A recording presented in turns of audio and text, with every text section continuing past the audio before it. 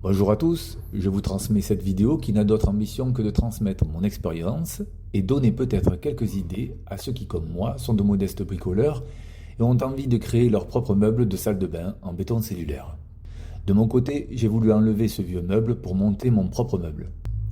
Dans un souci d'efficacité et pour éviter de perturber la famille avec une longue période d'indisponibilité de l'actuelle salle de bain, j'ai décidé de m'organiser au mieux pour limiter le temps d'intervention dans la salle d'eau. Pour ce faire, il m'a semblé pertinent de disposer de tous les matériaux utiles, de les préparer, les modifier avant tout démontage de l'actuel meuble. Pour optimiser les futurs rangements et les dimensions du bâti, j'ai relevé la largeur et la longueur disponibles dans l'emplacement. J'ai visualisé plusieurs vidéos amateurs pour m'aider à comprendre comment je devais m'y prendre pour confectionner l'ouvrage. J'ai noté quelques conseils et laissé de côté certains. J'ai recherché et archivé des images servant d'exemple à ce que j'envisageais de faire. Des étagères solides et pour une raison esthétique une disposition à 3 dimensions concernant la profondeur, à l'image d'un bahut, ont fait partie de mes priorités. J'ai dessiné un croquis à l'échelle du chantier sur lequel j'ai reporté les cotes puis recensé tous les matériaux dont j'avais besoin. Ma liste faite, pour 60 €, je me suis procuré 2 chutes de plans de travail épais de 5,8 cm trouvés sur un site connu de vente d'objets en tout genre. Dans un magasin de matériaux, pour 40 €, j'ai acheté une vasque, un robinet pour 80 € au diamètre adapté à la vasque, et pour moins de 50 €, 5 plaques de béton cellulaire de 10 cm d'épaisseur, 50 cm de haut et 65 cm de large pour les jambages. Pour me faire une idée, j'ai disposé la vasque sur le plan avec la chute et sans la chute, pour en déduire que la chute ferait un rebord surélevé pratique contre le mur juste au-dessous du miroir. Avec une scie circulaire et un disque à petites dents, j'ai procédé à la coupe du plan aux dimensions voulues.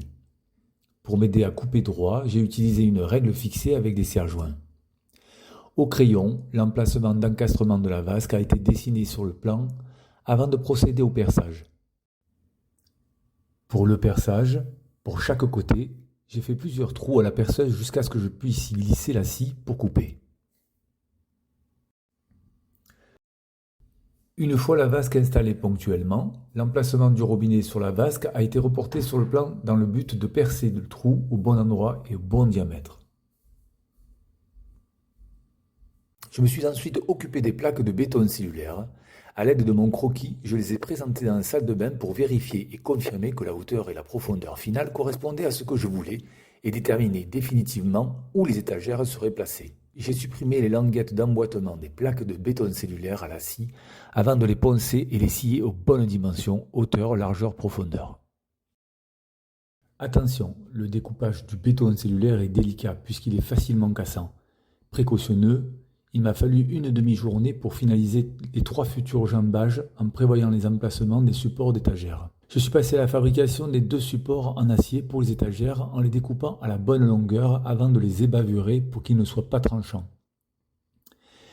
La meuleuse étant de mauvaise qualité, j'ai retiré son cache de protection qui s'avérait dangereux à cause de sa mauvaise conception. J'ai préféré l'enlever, l'appareil a fini à la poubelle. Tous les éléments à présent disponibles, il était temps de passer au démontage du meuble de salle de bain. Arrivé au démontage de la vasque et du robinet, en amont, j'ai déterminé quel modèle de bouchon de conduite d'eau il me fallait.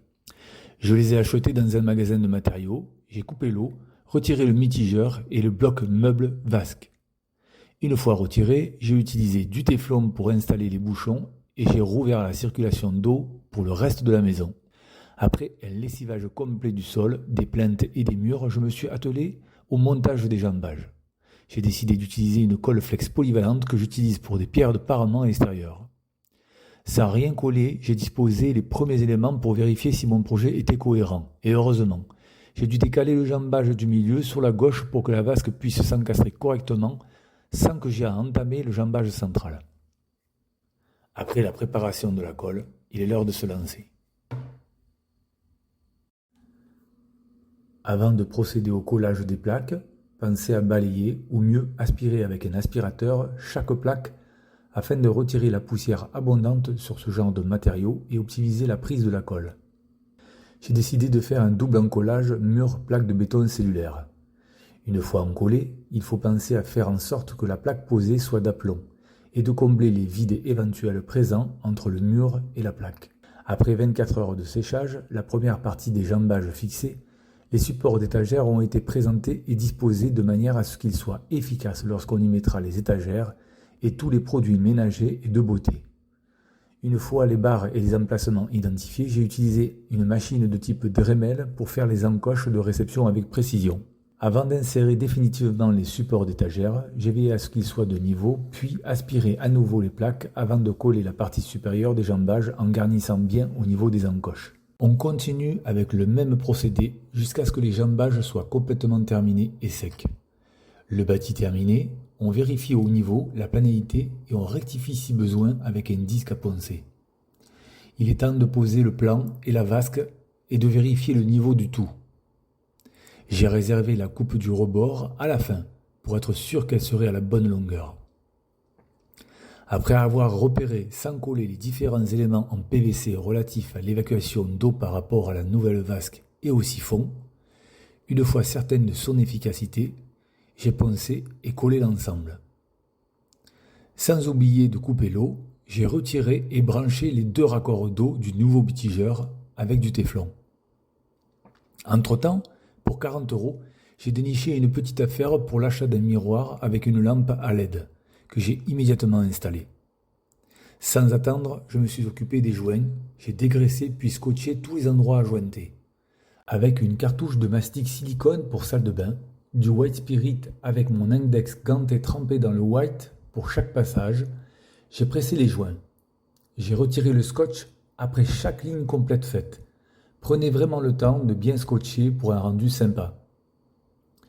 Le béton cellulaire étant friable, poreux et générateur de poussière, une finition est vraiment indispensable. Un enduit universel et une peinture multi-support sont parfaits. Dans un magasin de bricolage, j'ai acheté une planche de mélaminé blanc de 3 cm d'épaisseur idéale pour le poids qu'elles allaient supporter. J'ai pris les mesures exactes pour faire découper les étagères chez le menuisier du magasin qui dispose de machines plus efficaces qu'un appareil à main. Pour l'électricité, je ne me suis pas embêté.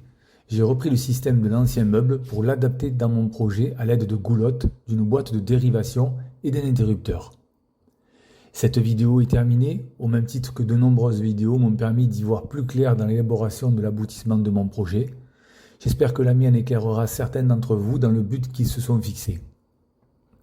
J'envisage de faire un grand barbecue couvert en dur, à suivre peut-être dans une prochaine vidéo, qui sait.